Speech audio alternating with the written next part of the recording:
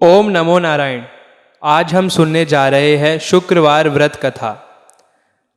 सृष्टि के सभी प्राणियों का कल्याण करने वाले शंकर भगवान के पुत्र श्री गणेश महाराज और माता रिद्धि सिद्धि की पुत्री संतोषी माता विश्व का सभी उपासक स्त्री पुरुषों का कल्याण करती है।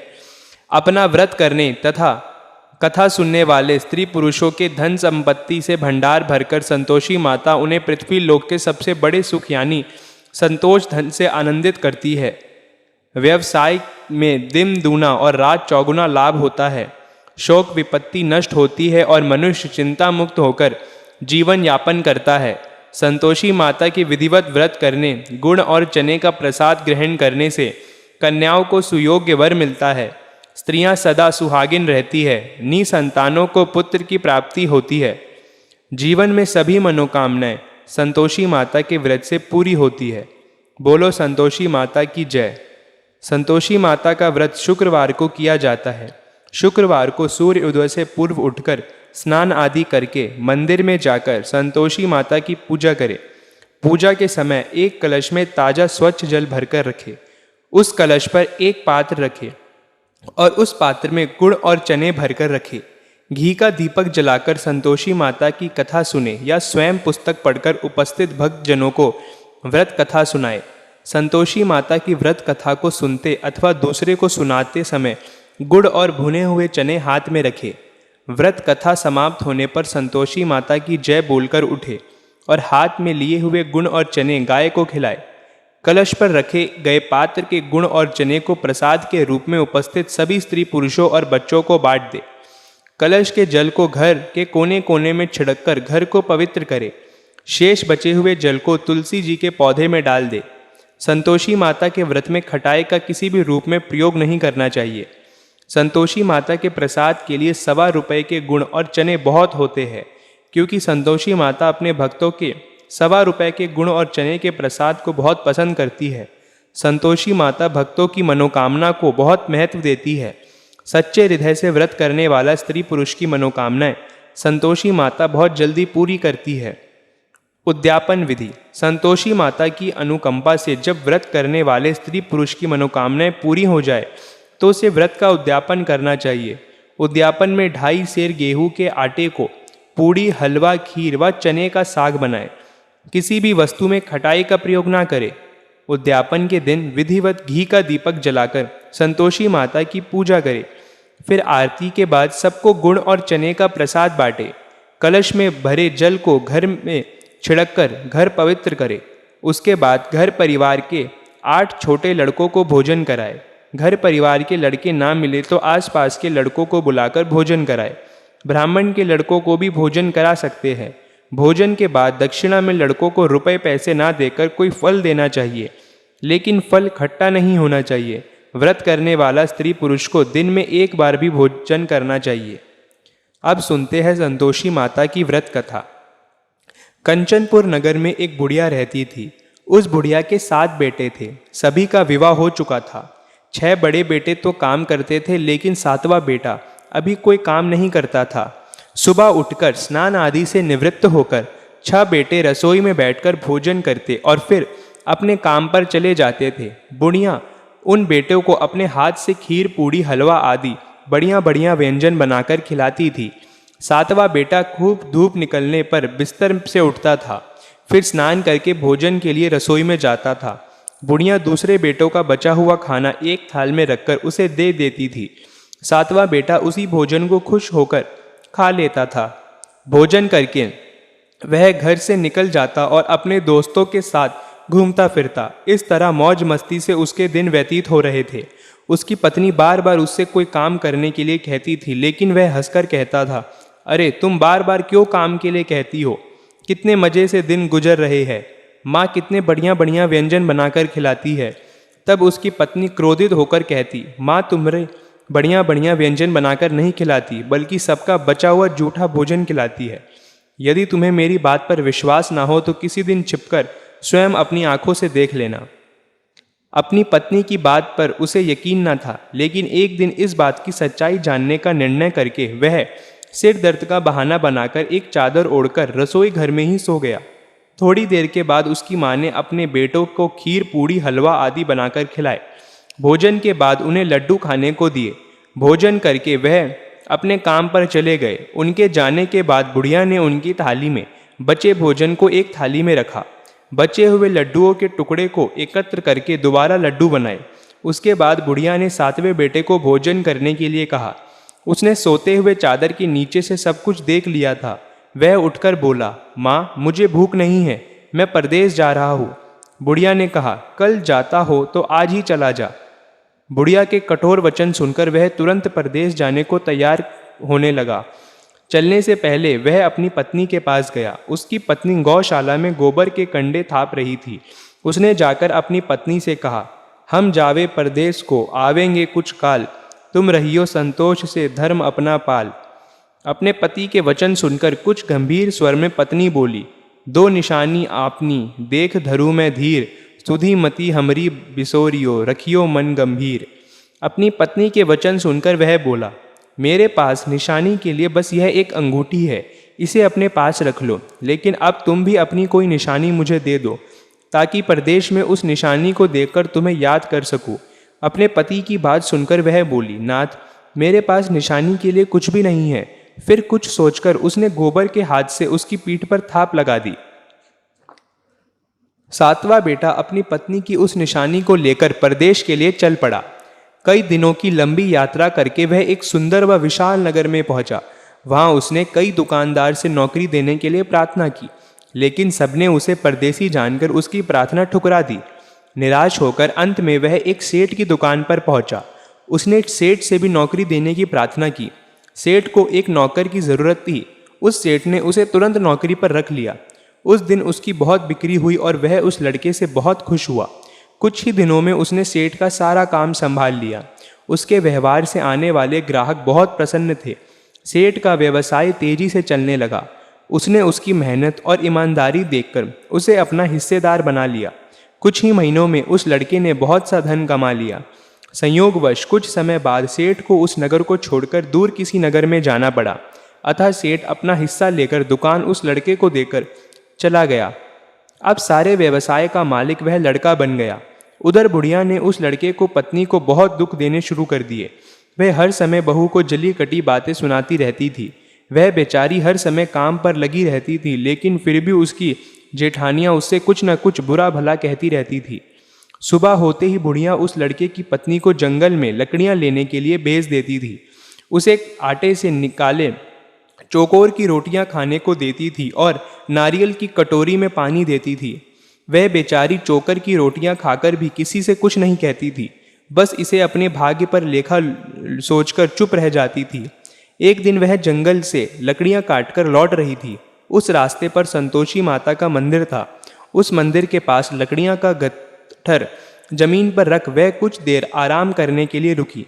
मंदिर में उसने बहुत सी स्त्रियों को पूजा करते देखा तो उसने पूछा, आप सब किसकी पूजा कर रही हो? इस पूजा के करने से क्या पुण्य मिलता है? एक स्त्री ने उसे बताया, हम सब संतोषी माता का व्रत करके उनकी पूजा कर रही है। संतोषी माता की पूजा करने से धन संपत्ति से भंडार भर जाता है, निर्धनता दूर होती है, परिवार में सभी सुख शांति से रहते हैं, लड़कियां का शीघ्र विवाह होता है और उन्हें सुयोग्य वर मिलता है, व्यवसाय से लाभ होता है, निसंतान के घर में संतान होती है, पति अगर परदेश गया हो तो संतोषी माता की अनुकंपा से शीघ्र घर लौटता है, न्यायालय में कोई मुकदमा चल रहा हो तो उसमें जीत होती है, धन संपत्ति में बढ़ोतरी होती है, पारिवारिक कलेश नष्ट होता है, व्रत करने वाले स्त्री पुरुषों को संतोष मिलता है, सभी मनोकामनाएं पूरी होती है। स्त्रियों से संतोषी माता के व्रत के बारे में इतना सुनकर उसने व्रत करने की विधि भी पूछी। तब एक बूढ़ी स्त्री ने उसे बताया, संतोषी माता का व्रत करके गुड़ और चने का प्रसाद बांटकर स्वयं भी प्रसाद ग्रहण करना कभी नहीं भूलना। संतोषी माता गुड़ और चने से की गई पूजा से प्रसन्न होती है। संतोषी माता का व्रत शुक्रवार को ही किया जाता है। शुक्रवार को सूर्य उदय से पहले उठकर स्नान आदि से निवृत्त होकर संतोषी माता का व्रत के मंदिर में जाकर पूजा करके व्रत की कथा सुननी चाहिए। मंदिर में ना जा सको तो घर के किसी कमरे में संतोषी माता की मूर्ति या चित्र रखकर छोटा सा मंदिर बनाकर पूजा करनी चाहिए। व्रत करने वाले को उस दिन कोई भी खट्टी चीज़ या खट्टा फल नहीं खाना चाहिए।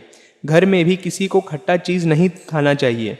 संतोषी माता के व्रत के बारे में सभी बातें पूछकर सातवें बेटे की बहू ने मन में निश्चय किया, आज सारी लकड़ियाँ बेचकर गुड़ और चने खरीदकर आने वाले शुक्रवार को संतोषी माता की पूजा अवश्य करूँगी। उसी दिन उसने लकड़ियाँ बेचकर गुड़ और चने खरीदे।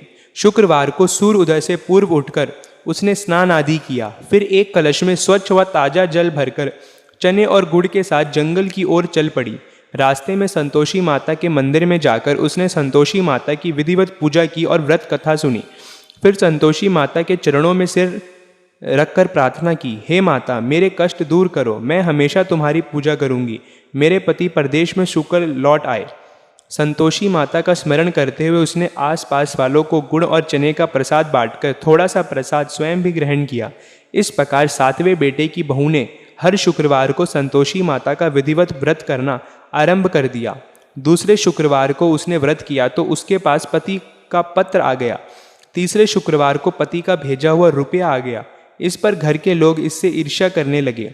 जेठानियाँ ताने देने लगी, अरे अब तो पति के पत्र आने लगे हैं, रुपया भी आने लगा है। घर के बच्चे भी बार बार कहने लगे, अब तो चाची के पास रुपया आने लगा है, अब तो वह किसी से सीधे मुंह बात भी नहीं करेगी। वह बेचारी सबके ताने सुनकर चुप रह जाती थी। वह हर शुक्रवार को संतोषी माता के मंदिर में व्रत करने और कथा सुनने के बाद उनके चरणों में सिर रखकर प्रार्थना करती थी, हे माता, मैंने आपसे धन नहीं मांगा था, मैंने तो अपने पति के सुकुशल लौटने की प्रार्थना की थी। एक दिन उसकी प्रार्थना सुनकर संतोषी माता ने प्रसन्न होकर कहा, जा बेटी, तेरी मनोकामना पूरी होगी, तेरा पति शीघ्र ही घर लौटेगा। वह बेचारी संतोषी माता के वचन सुनकर खुशी खुशी घर लौटी। उधर सातवां बेटा दुकानदारी में इतना व्यस्त हो चुका था कि उसे पत्नी और घर का कोई स्मरण नहीं रहा था। दुकान के काम से उसे फुर्सत ही नहीं मिलती थी। संतोषी माता उस बेटे का इतने व्यस्तता देखकर बहुत परेशान हुई। तब बहुत सोचकर संतोषी माता ने उस बेटे को स्वप्न में दर्शन देकर कहा, धनी साहूकार सो रहा है या जाग रहा है? वह बोला, हे माता, मैं जाग नहीं रहा और सो भी नहीं रहा, आप मेरे लिए आज्ञा करें। संतोषी माता ने कहा, तूने परदेश में आकर इतना धन कमाया, पर क्या तुझे अपनी पत्नी का भी कुछ स्मरण नहीं है? उसने कहा, हे माता, मुझे अपनी पत्नी का तो स्मरण है, लेकिन इस दुकान से कहीं जाने का मुझे अवकाश ही नहीं मिलता है। अब देखो ना, सारा रुपया व्यवसाय में लगा हुआ है। जब तक सारा रुपया वापस नहीं आ जाता, मैं अपने घर कैसे जा सकता हूँ? संतोषी माता ने कहा, कल सुबह उठकर संतोषी माता का नाम लेकर मंदिर में घी का दीपक जलाकर पूजा करना और फिर दुकान पर जाकर संतोषी माता के नाम का दीपक जलाकर प्रणाम करके काम शुरू करना। शाम होते होते उधार दिया धन लौट आएगा। इतना कहकर संतोषी माता उसके स्वप्न में अंतर ध्यान हो गई। सुबह उठकर उसने अपने मित्रों से स्वप्न की बात कही। वे सब उसका मजाक उड़ाने लगे, लेकिन उसका मन नहीं माना। उसने संतोषी माता पर पूरा विश्वास करके मंदिर में जाकर घी का दीपक जलाया। दुकान पर भी दीपक जलाकर संतोषी माता का स्मरण करके काम शुरू किया। उस दिन संतोषी माता की अनुकंपा से सचमुच चमत्कार हो गया। उधार सामान ले गए लोग जल्दी जल्दी रुपया लौटाने आने लगे। देखते ही देखते रुपया का ढेर लग गया। शाम तक सारा धन लौट आया। दुकान का सारा सामान भी हाथों हाथ बिक गया। तब संतोषी माता को नमस्कार करके वह अपने घर लौटने की तैयारी करने लगा। उधर सातवें बेटे की पत्नी प्रतिदिन की तरह जंगल में लकड़ियां काटकर घर की ओर लौट रही थी। लकड़ियों का बाज अधिक होने के कारण उसने मंदिर के पास गट्ठर उतारकर मंदिर के चबूतरे पर बैठकर थोड़ा सा विश्राम किया। तभी उसे दूर से धूल उड़ती दिखाई दी। उसने संतोषी माता से पूछा, हे माता, आज यह धूल कैसे उड़ रही है? माँ ने प्रसन्न होते हुए कहा, आज तुझे तेरी पूजा का फल मिलेगा। तेरा पति परदेश से लौट रहा है, यह धूल उसके लौटने से उड़ रही है। अब तू इन लकड़ियों के 3 हिस्से कर, एक हिस्से नदी के किनारे रख, दूसरा हिस्सा मंदिर में रख दे और तीसरे हिस्से को सिर पर रखकर घर ले जा। तेरा पति लकड़ियां देखकर रुकेगा, लकड़ियां जलाकर भोजन बनाकर खाएगा और फिर घर जाएगा। तू घर पहुंचकर लकड़ियों का गट्ठर आंगन में डाल कर कहना, सासू जी लकड़ियां का गट्ठा ले आई हूँ, चौकार की रोटियां और नारियल की कटोरी में पानी दे दो।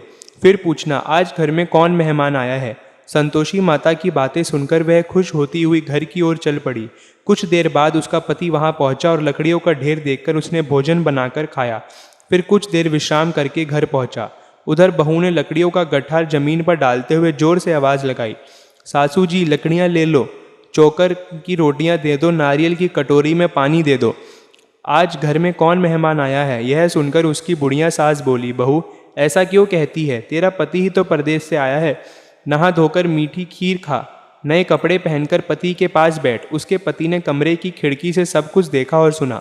उसने कमरे से बाहर आकर भिखारी की तरह खड़ी अपनी पत्नी को देखकर कहा, माँ यह औरत कौन है? माँ ने कहा, बेटे ये तेरी बहू है। जब से तू परदेश गया है तभी से इसने ऐसा हाल बना रखा है। सारा दिन गांव में ऐसे ही जानवरों की तरह घूमती फिरती है, घर का कोई काम नहीं करती और नारियल की कटोरी में पानी मांग रही है। सातवां बेटा गंभीर होकर बोला, माँ मैंने इसकी सारी बातें स्वयं अपने कानों से सुनी हैं। मुझे बराबर वाले दूसरे घर की ताली दे दो, मैं उसी घर में रहूँगा। बुढ़िया माँ ने उस बेटे को दूसरे घर की ताली दे दी। वह अपनी पत्नी के साथ उस घर में आनंद से रहने लगा। उसके पास धन की कोई कमी न थी। उसने घर को महल जैसा सुंदर बना दिया। अगले शुक्रवार को उसकी पत्नी ने कहा, प्राणनाथ मैं संतोषी माता का व्रत करती हूँ। संतोषी माता की अनुकंपा से ही मेरे सब काम पूरे हुए हैं। अब मैं व्रत का उद्यापन करना चाहती हूँ। पति ने कहा, अवश्य उद्यापन करो, मैं उद्यापन के लिए सब सामान एकत्र करता हूँ। बहू ने अपनी जेठानियों के लड़कों को भोजन के लिए बुलाया। सभी जेठानियाँ उसकी धन संपत्ति और वैभव से ईर्ष्या करने लगी थी। जेठानिया ने अपने बच्चों को सिखा दिया कि तुम भोजन के समय खट्टी चीज़ें मांगना। वे नहीं चाहती थी कि उसका उद्यापन पूरा हो। संतोषी माता की पूजा के बाद जब बच्चों को भोजन के लिए कहा गया तो सब खटाई मांगने लगे। बहू ने कहा, खटाई किसी को नहीं मिलेगी। तब सभी बच्चे उससे पैसे मांगने लगे। बहू उनकी बुरी भावना के बारे में कुछ जानती नहीं थी। उसने बच्चे को पैसे दे दिए। बच्चे दौड़ते हुए बाजार में गए और इमली लेकर खाने लगे। बच्चों को पैसे देने और उसके इमली खाने से संतोषी माता क्रोधित हो गई। उनके प्रकोप से उसी समय राजा के सैनिक सातवें बेटे की दुकान पर पहुंचे और उसे पकड़कर ले गए। भोली बहू रोने लगी। जेठानियां ताने देने लगी, अरे बेमानी से कमाकर धन लाया था, इसलिए राजा के सैनिक पकड़कर ले गए। अब बंदी गृह में रहना पड़ेगा, साथ ही राजा सारा धन भी छीन लेगा। सातवें बेटे की बहू रोती हुई संतोषी माता के मंदिर गई और उनके चरणों में सिर रखकर प्रार्थना करने लगी, हे संतोषी माता, मुझसे कौन सी भूल हुई? आपने किस अपराध की इतनी बड़ी सजा दी है? संतोषी माता ने तुरंत प्रकट होकर कहा, बेटी तूने उद्यापन में बच्चों को पैसे देकर बहुत बड़ी भूल की है। उन पैसों से बच्चों ने खटाई खाकर तेरे व्रत को नष्ट किया है। बहू रोते रोते बोली, माँ मुझे क्षमा कर दो, मैं बच्चों की बात में यह सब भूल गई थी। अब मैं दोबारा उद्यापन करूंगी, अब कोई भूल नहीं करूंगी। संतोषी माता ने कहा, जब तू दोबारा विधि से उद्यापन करेगी तो तेरी मनोकामना अवश्य पूरी होगी। मंदिर से घर लौटते हुए रास्ते में उसे उसका पति वापस आता हुआ मिल गया। बहू ने पूछा, राजा के सैनिक आपको क्यों पकड़ के ले गए थे? वह हंसते हुए बोला, मैंने इतना धन कमाया था, उसका कर नहीं दिया था, इसलिए राजा ने मुझे बुलाया था। अगले शुक्रवार को उद्यापन के लिए बहू ने लड़कों को भोजन के लिए बुलाया। उधर जेठानियों ने पुनः अपने लड़कों को भोजन में खटाई मांगने के लिए सिखा दिया। संतोषी माता की पूजा के बाद गुड़ और चने का प्रसाद बांटकर बहू ने स्वयं भी प्रसाद ग्रहण किया। बच्चों को जब भोजन के लिए बैठाया और खीर पूड़ी हलवा खाने के लिए कहा तो वे बोले, हमें खीर हलवा अच्छा नहीं लगता, हमें तो खट्टी चीज़ें खाने को दो। बहू ने कहा, किसी को खट्टी चीज़ खाने को नहीं मिलेगी और मैं तुम्हें पैसे भी नहीं दूंगी। खीर पूड़ी हलवा खाना है तो खाओ। बच्चे नहीं माने तो उसने उन बच्चों को भगाकर ब्राह्मणों के बच्चों को बुलाकर भोजन कराया। दक्षिणा में उन बच्चों को मीठे फल खाने को दिए। उसके उद्यापन से संतोषी माता प्रसन्न हुई। उनकी अनुकंपा से वह बहू शीघ्र ही गर्भवती हुई। 10वें महीने उसने एक सुंदर पुत्र को जन्म दिया। वह प्रतिदिन उस बेटे को लेकर संतोषी माता के मंदिर में जाने लगी। कुछ दिनों के बाद संतोषी माता ने सोचा, मुझे इसे जीवन के सभी सुख दिए हैं, अब इसकी परीक्षा लेकर देखती हूँ। यह सोचकर संतोषी माता ने एक बुढ़िया का रूप धारण किया और लाठी ठेकती हुई बहू के घर पहुंची। बुढ़िया के सारे शरीर पर मक्खियां भिन भिना रही थी। उसे देख सभी मुंह सिकोड़ने लगते थे। बुढ़िया ने जाकर दरवाजा खटखटाया तो बहू की सास ने दरवाजा खोला और उसे देखते ही जोर से चिल्लाई, अरे लड़कों, इस गंदी बुढ़िया को भगाओ, मुझे तो कोई चुड़ैल नजर आती है, इसे भगाओ, नहीं तो यह किसी को खा जाएगी। लड़के उठकर भागे और उन्होंने अपने घर के दरवाजे और खिड़कियां बंद कर लिए। छोटी बहू बराबर वाले घर को खिड़की से उस बुढ़िया को देख रही थी। उसने जल्दी से दरवाजा खोला और बुढ़िया के पाँव छूकर अपने घर में ले गई। सास ने उसे रोका तो बहू बोली, आज तो बहुत खुशी का दिन है, मेरी संतोषी माता मेरे घर आई है। छोटी बहू का बेटा दूध पीने के लिए रो रहा था। बहू ने उसे दूध भी नहीं पिलाया और संतोषी माता की सेवा में व्यस्त हो गई। बुढ़िया सास क्रोध से बहू की बुरा भला कहने लगी। बहू बोली, सासू माँ, आज मेरी संतोषी माता मेरे घर आई है। इनका व्रत करने से ही मेरे घर में इतनी खुशियाँ छाई है। इतना सुनते ही सब उस बुढ़िया के पास दौड़े हुए गए और उनके पाँव छूकर क्षमा मांगते हुए बोले, माँ हमें क्षमा कर दो, हमने आपको पहचानने में बहुत भूल की, हम आपके व्रत की विधि नहीं जानते। हे माता, अब हम भी आपका व्रत किया करेंगे। उन लोगों की प्रार्थना सुनकर बुढ़िया का रूप धारण किए संतोषी माता प्रसन्न हुई और उन्होंने संतोषी माता के व्रत की विधि बताई। बुढ़िया से व्रत की विधि जानकर संतोषी माता के व्रत करने से उन सबकी मनोकामनाएं भी पूरी हुई। उनके घर में धन की वर्षा होने लगी। बुढ़िया के सभी बेटों का व्यवसाय खूब तेजी से चलने लगा। धन संपत्ति से भंडार भरने लगे। संतोषी माता का व्रत करने और व्रत कथा सुनकर गुड़ और चने का प्रसाद खाने वालों की सभी मंगल कामनाएं संतोषी माता पूरी करती है। व्यवसाय में दिन दूनी रात चौगनी तरक्की होती है। निसंतान स्त्रियों को पुत्र की प्राप्ति होती है और संतोषी माता का विधिवत व्रत करने वाली कुंवारी कन्याओं को मनचाहा सुंदर और सुयोग्य वर मिलता है। बोलो संतोषी माता की जय। इति शुक्रवार व्रत कथा। अब हम सुनते हैं संतोषी माता की आरती। मैं तो आरती उतारू रे संतोषी माता की, मैं तो आरती उतारू रे संतोषी माता की। जय जय संतोषी माता जय जय माँ, जय जय संतोषी माता जय जय माँ। बड़ी ममता है बड़ा प्यार माँ की आँखों में, माँ की आँखों में बड़ी करुणा माया दुलार माँ की आँखों में, माँ की आँखों में क्यों न देखूँ मैं बारंबार माँ की आँखों में। दिखे हर घड़ी नया चमत्कार माँ की आँखों में।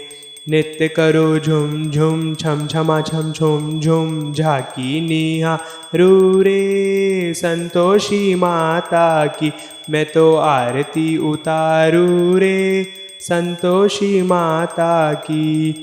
जय जय संतोषी माता जय जय माँ, जय जय संतोषी माता जय जय माँ। सदा होती है जय जयकार माँ के मंदिर में, नित झांझर की होवे झंकार माँ के मंदिर में। सदा मंजीरे करते पुकार माँ के मंदिर में, वरदान के भरे भंडार माँ के मंदिर में। दीप धरु धूप करूँ प्रेम सहित भक्ति करूँ जीवन सुधारू रे, मैं तो आरती उतारू रे संतोषी माता की। जय जय संतोषी माता जय जय माँ, जय जय संतोषी माता जय जय माँ।